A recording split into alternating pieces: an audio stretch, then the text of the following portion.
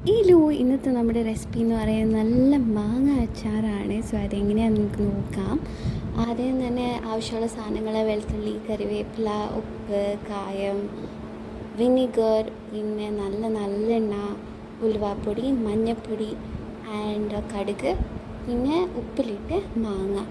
ആദ്യം തന്നെ നമ്മൾ ഗ്യാസ് ഓണാക്കി എന്നിട്ടൊരു പാത്രം വെച്ചു. പാത്രം ചൂടാകുമ്പോഴത്തേനും നമ്മൾ നല്ലെണ്ണയാണ് ഇവിടെ യൂസ് ചെയ്യുന്നത്. എപ്പോഴും എൻ്റെ വീട്ടിൽ നല്ലെണ്ണയാണ് അച്ചാറിന് യൂസ് ചെയ്യാറ്. പിന്നെ കടുക്, നല്ലെണ്ണ ഒന്ന് ചൂടായി വരുമ്പോഴത്തേനും കടുക് ഇട്ട് പൊട്ടിക്കുക. കടുക് പൊട്ടി വരുമ്പോഴത്തേനും അതിൻ്റെ അകത്ത് നമുക്ക് നമ്മുടെ അരിഞ്ഞു വെച്ചേക്കുന്ന വെളുത്തുള്ളി ഇടാം. ഒത്തിരി വേണ്ട, നമ്മുടെ എടുത്തേക്കുന്ന മാങ്ങേൻ്റെ ആവശ്യത്തിനനുസരിച്ച് വെളുത്തുള്ളി ഉപയോഗിക്കാം. വെളുത്തുള്ളി ഒന്ന് മൂത്ത് വരുമ്പോഴത്തേനും നമ്മൾ അതിൻ്റെ അകത്ത് കറിവേപ്പില ഇടണം. ഒരു പിടി കറിവേപ്പിലയാണ് നമ്മൾ ഇട്ടേക്കുന്നത്. ഇത് നല്ല പടപട പൊട്ടി വരണം. പൊട്ടി വരുന്ന വരെ നമുക്ക് ഒന്ന് നോക്കാം. അത് അമ്മ ഒന്ന് ഇളക്കി കൊടുക്കുന്നുണ്ട്. മൂത്ത് വന്നിട്ടുണ്ട്. അപ്പം നമ്മൾ 2 സ്പൂൺ മുളക് പൊടിയാണ് ഇടുന്നത്. ഇത് വീട്ടിൽ അമ്മ ഉണക്കി പൊടിച്ച മുളക് പൊടിയാണ്. പിന്നെ 1/2 സ്പൂൺ ഉലുവപ്പൊടി, കുറച്ച് മഞ്ഞൾപ്പൊടി, പിന്നെ നമ്മൾ MTRൻ്റെ കായപ്പൊടിയാണ് ഇപ്പോൾ കറൻ്റ്ലി യൂസ് ചെയ്യുന്നത്. സോ അത് അത്യാവശ്യത്തിന് ഇടുന്നുണ്ട്.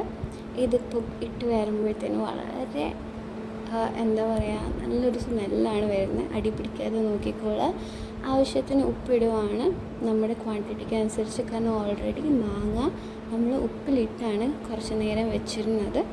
എന്നിട്ട് അമ്മ അടുത്തിടുന്നത് വിനിഗറാണ്. ഓൾമോസ്റ്റ് 1.5 സ്പൂൺ വിനിഗറാണ്, കുക്കിംഗ് വിനിഗറാണ് നമ്മൾ യൂസ് ചെയ്യുന്നത്.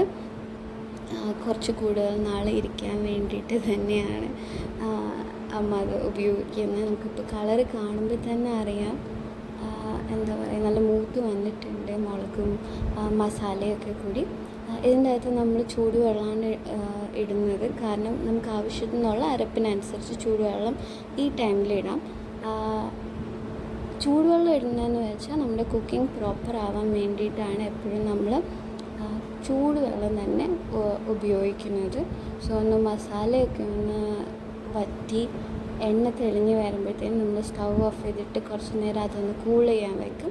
ഒന്ന് തണുത്തതിന് ശേഷമാണ് നമ്മൾ നമ്മുടെ മാങ്ങ അതിൻ്റെ അകത്തോട്ട് ഇടുന്നത്. പ്രത്യേകം ശ്രദ്ധിക്കേണ്ട കാര്യം എന്ന് വെച്ചാൽ ഈ മസാല നല്ലോണം തണുത്തതിന് ശേഷമേ മാങ്ങ ഇടാവൂ. ഇല്ലെങ്കിൽ മാങ്ങ ആ ചൂട് കാരണം വെന്ത് പോകാൻ ചാൻസ് ഉണ്ട്. അപ്പോൾ അത് മാറ്റാൻ വേണ്ടിയിട്ടാണ് ഇതൊന്ന് കൂളായിട്ട് നമ്മൾ മാങ്ങ ഇടുന്നത്. ഇപ്പോൾ നമ്മൾ മാങ്ങയിട്ട് മസാലയിൽ നല്ലോണം മിക്സായി നല്ലോണം പുരട്ടിയെടുക്കുക. എന്നിട്ട് ഇത് അഗൈൻ കൂൾ ചെയ്യാൻ വേണ്ടിയിട്ട് കുറച്ച് നേരം കൂടി മാറ്റി വെക്കുക. അപ്പോൾ അത്രയേ ഉള്ളൂ, നമ്മുടെ മാങ്ങാച്ചാറ് റെഡി ആയിട്ടുണ്ട്. എല്ലാവർക്കും ഇഷ്ടപ്പെടുമെന്ന് വിചാരിക്കുന്നു. Thank you.